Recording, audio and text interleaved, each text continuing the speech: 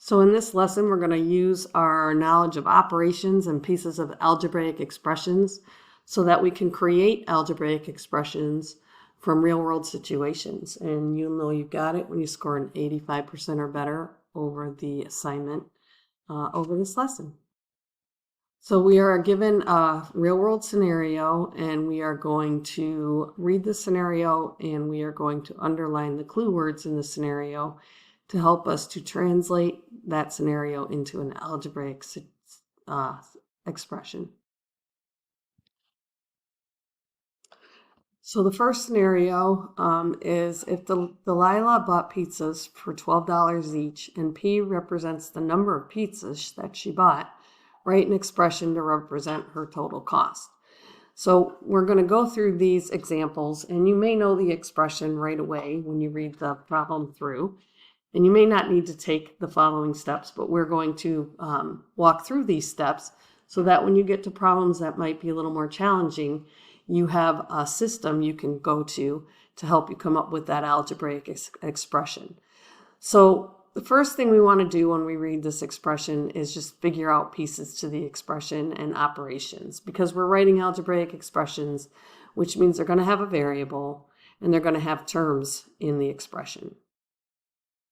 So the first thing we're going to do here is just circle numbers that are important for this expression. So I know 12 is an important number for this expression after reading through, because that's the cost of pizzas, and we want to know the total cost for the pizzas.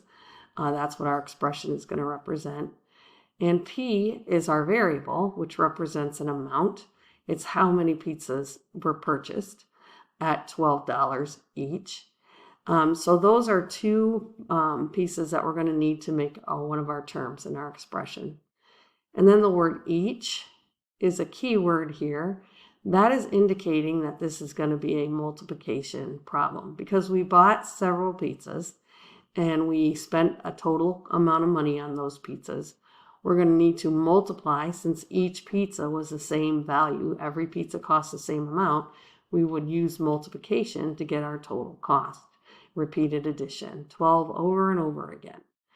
Okay, so one thing we want to do whenever we're given a word problem and we're writing an expression for the word problem is we want to define the variable using a let statement.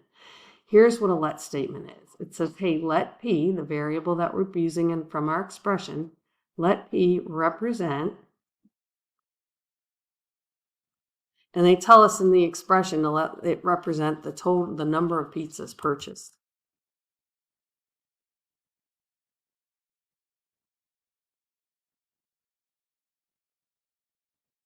So that's defining the variable. And once we've done that, it helps us to now start organizing how we're going to use P and use 12 to write the expression.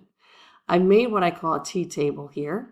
And in the t-table, we're always going to put the variable that we're using here. So in the first column on the left. So this is going to be number of pizzas.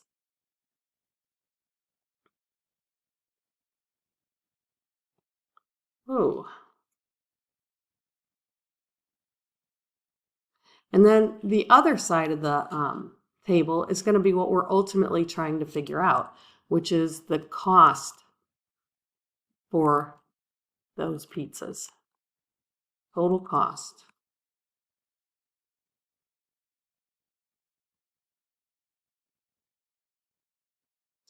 And then we're going to use this G-chart to build some numbers to help us see the pattern that we would use to figure out the total cost for these pizzas.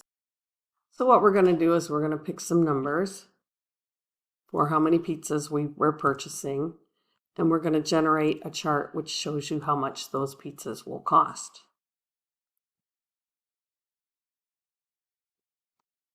So I put in the column for pizzas, I picked numbers for how many pizzas we're purchasing.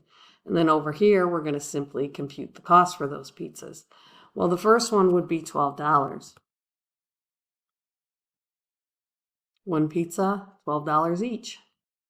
The second one would be $12 times, I'm going to use the asterisk there for the times two pizzas, which would be $24.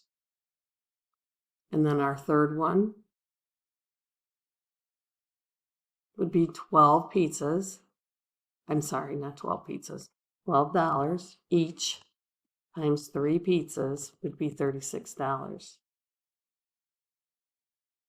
So by just randomly picking numbers and computing the total cost, we can start to see a pattern develop. 12 times 10 equals $120. If you bought 10 pizzas, $12 each, you would spend $120 on those 10 pizzas. And so when you're looking at what we're doing to compute these total costs, you're going to notice, hopefully, that there's a coefficient happening in that pattern. There's a multiplier that stays the same in all of these expressions. Up here, I didn't have it as a coefficient, but we could say it was 12 times 1 pizza, and now it's a multiplier. So your 12 is your coefficient in your equation.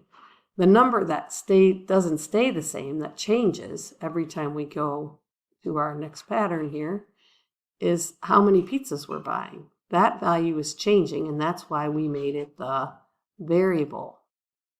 So the number of pizzas is P. So our expression then would be 12. I'm going to drop the multiplication symbol, and I'm going to put the letter P in for all those numbers that changed to represent pizzas. So the algebraic expression is simply 12P. Now, one thing I didn't mention when going into this is expressions do not have equal signs. So you're not going to write equals anything. It's just 12P. And you're going to make with algebra notation. It's not going to have a multiplication symbol in between. The 12 has to come in front of the P to have that proper algebra notation we've been working on. And that's your algebraic expression. And again, this is a pretty basic problem. So you may not need to go through all of this to get to that expression. You might be able to just read it and understand to go from here to here with a quick read or a slow read or reading it a few times. But if you're stuck, it's always good to set up that table. And again, when you set up that table, your variable, whatever your variable represents, goes in the first column, and whatever you're trying to set up the expression to represent, total cost, goes in the second column. And then you look for the pattern to figure out what you're doing to generate this second column, and you're taking the number of pizzas times 12. Okay, here's our next example.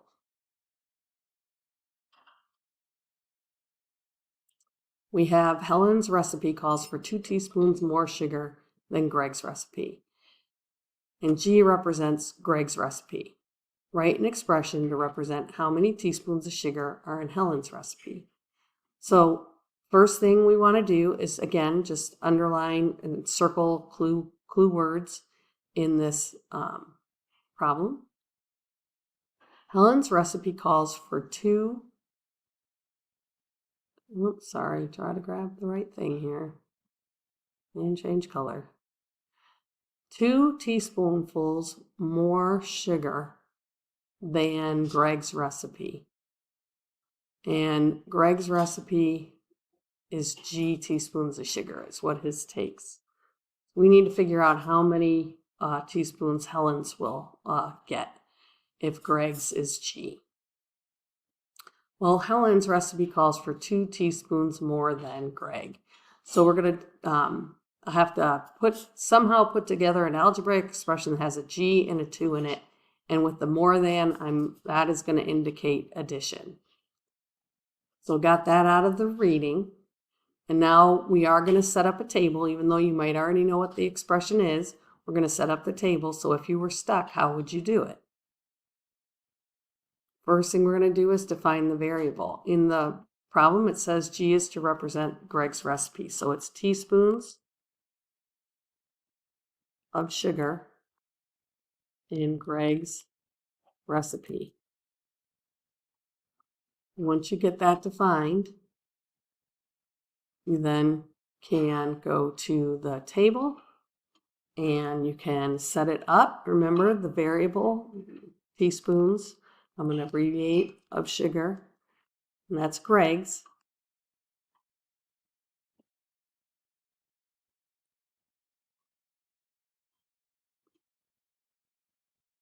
the variable you're given is going to go in the first column, and then in the second column, you're going to set up what you're trying to figure out. The expression you're trying to write is how many teaspoons of sugar in Helen's. Teaspoons of sugar, Helen's recipe.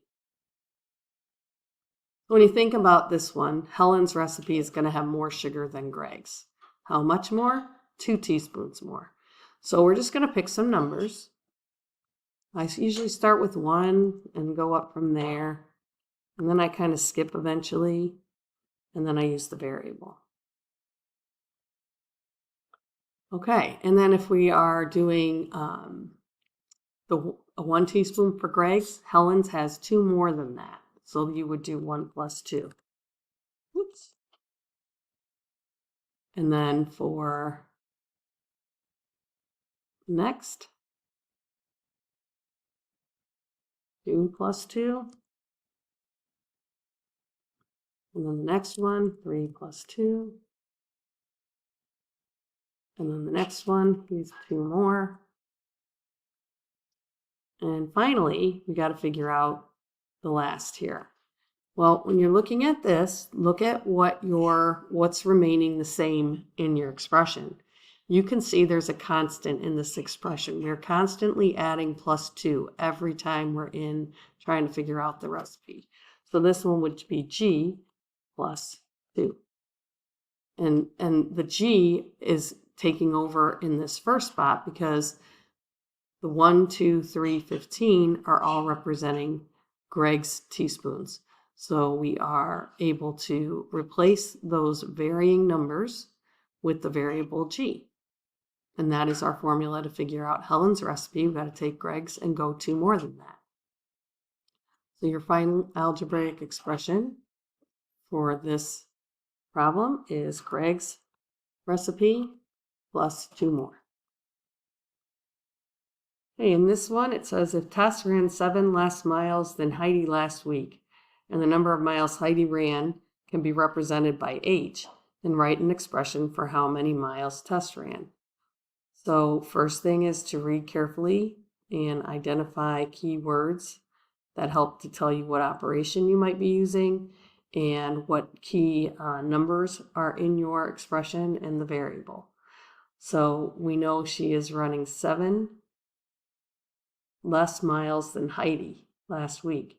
And Heidi is H. She ran H miles. And less than is a subtraction scenario. So we know this is going to be a subtraction problem. And it's going to have an H and a 7 in it. So over here, when you define your variable, you're going to want to first make sure you tell what variable you're going to use to represent Heidi and her miles, and that was H. If the problem doesn't tell you what variable to use, if you're not told what variable to use, then you can select your own variable. Okay, I'm trying to get rid of that dot and it won't let me. So H represents number of miles Heidi ran. Okay, now think about your chart. If you didn't know already what the expression was, these are basic ones. You might already have figured it out. We're just using easier ones. So when you get to the challenges, you have a system. What goes here? What would you put in the table for this column? And what would you put for this column over here? So hopefully you said you would put that this is number of miles Heidi. For Heidi.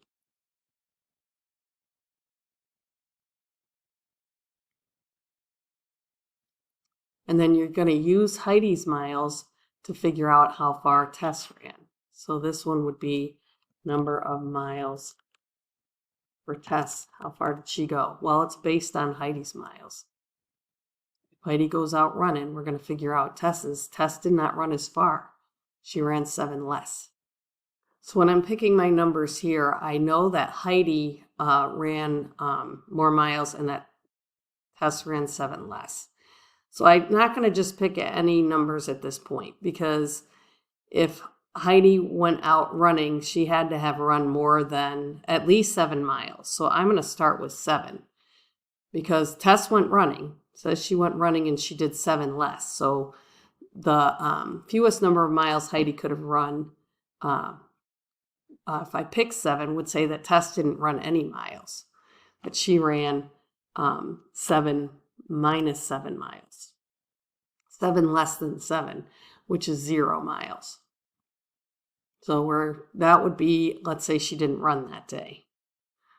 Okay, and then I wouldn't want to pick 6, 5, 4 because when you try to subtract 7 from 6, 5, 4, you're going to end up with a negative number, and it doesn't really make sense for this problem. So I'm going to pick 7, and then I'm going to go up from there. Go 8. Change that back. And then I'll do 9. And I'll jump to 15. And then I'll pick the variable to see if I can get the pattern. Okay, so I've got myself set up, and then I'm just going to, from there, I'm going to come to this side and do the math. So if Heidi ran 8, Tess ran 7 less than that, she ran only 1. Tess is a slacker. Just kidding. Okay, and then 9, take away 7, she would have run 2. And then 15, take away 7. Now she's picking up the miles. She would have ran 8. And then the pattern here is, notice that the first number varies. That is always Heidi's miles, H, and 7 less than that, H minus 7. So that is your algebraic expression. You got to start with Heidi, which is the letter H, and then take 7 off of Heidi's miles to get Tess's miles. Okay, it's your turn to try a couple on your own. So I'm going to have you read through this problem right here.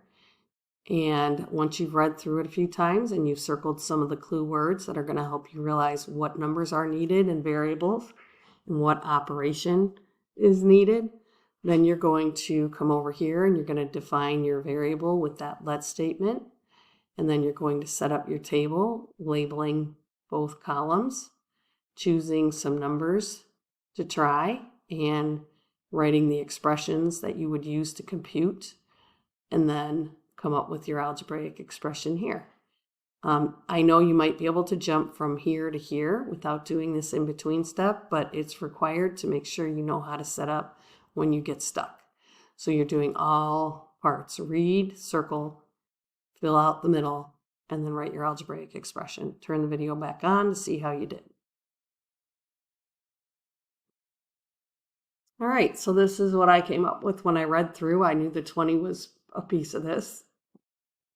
That Matthew earns $20 per hour, and H is how many hours he works. So the expression we're looking for is how much money does he make altogether. So putting the 20 and the H are going to be key pieces, and per hour is indicating multiplication here. It's multiplication because he gets paid exactly the same amount every hour he works. It doesn't change. So then coming over, our H in the problem is going to represent how many hours Matthew will work. And so I set up my chart where hours is first because that's what my variable is. So that's in my first column. And I'm going to use those hours to compute how much he's going to make after each of those hours worked. So if he works 1 hour, he makes $20. 2 hours, 20 times 2, $40. 3 hours, 20 times 3, 12 hours, 20 times 12. And then if he works H hours, it's 20 every time. You can see it in the expressions above. And what varies is your H value, your hours. And so it's 20 times H. And that is the final expression. Okay, and we have this next problem. It says, I'm going to have you read it actually yourself and circle the key pieces to this to figure out, again, what numbers and variables are going to go into your expression and what operation you're going to need to use. And then set up your let statement. It's not here. You have to write it yourself. Let, and then your variable equal, and then the word for it. Set up your table. fill in the numbers for your table, and then write the algebraic expression. So do all three parts, even if you can write the expression without doing this middle piece. Turn the video back on when you're done to see if you got it correct. Okay, so when I read through this problem, what stuck out to me is there are pea popsicles. Hillary has a bunch of popsicles. She has pea popsicles. We don't know exactly how many. And she's going to divide them evenly with 8 people. So this is a division problem. So I'm going to define, and we want to know how much each person is going to get after it's equally divided out. How much is each person going to get from all those popsicles? So you're going to define the variable as let p equal total number of popsicles. That's right here. And that helps you to focus on, that's what you're going to use to figure out and compute with. So total popsicles is in this column, and then we're going to pick values. Now it gets a little tricky here because I happen to pick values that I knew would work in this problem, but you might not always start off that way. What do I mean by that is that since this is a division by 8, the numbers that we pick here, if they're not evenly divisible by 8, that's okay. We'll just have some remainder popsicles that no one gets. So because it says it's evenly. So if you pick numbers that weren't divisible by 8, that 8 wasn't a factor of, then you just had some remainder popsicles. For example, if you picked that there were 28 popsicles, you could do 28 divided by 8, and you would end up with each person getting 3 popsicles with 4 left over. So it would still work, but it's always easier if you recognize the pattern, or you recognize you're dividing by 8, to try to pick numbers that 8 goes into evenly. And that's what I ended up doing. So those are my numbers. Your numbers are probably different than mine, and that's okay. And we just use that, and we divided by 8 each time. So the popsicles was the total, so that was my numerator, and my denominator is the divide by 8. So it's p over 8, and you have to have it as a fraction with the fraction bar. We're not using this symbol in algebra with the dots. So if you had p with the division symbol 8, cross it out and replace it with that fraction bar, because we are using proper algebra notation. And that has been stressed since we started this algebraic expression. You've got to fall into line with that. So make sure you're paying attention for that fraction bar for that division symbol. Okay, and that's it. So that concludes this lesson. Good luck on your assignment.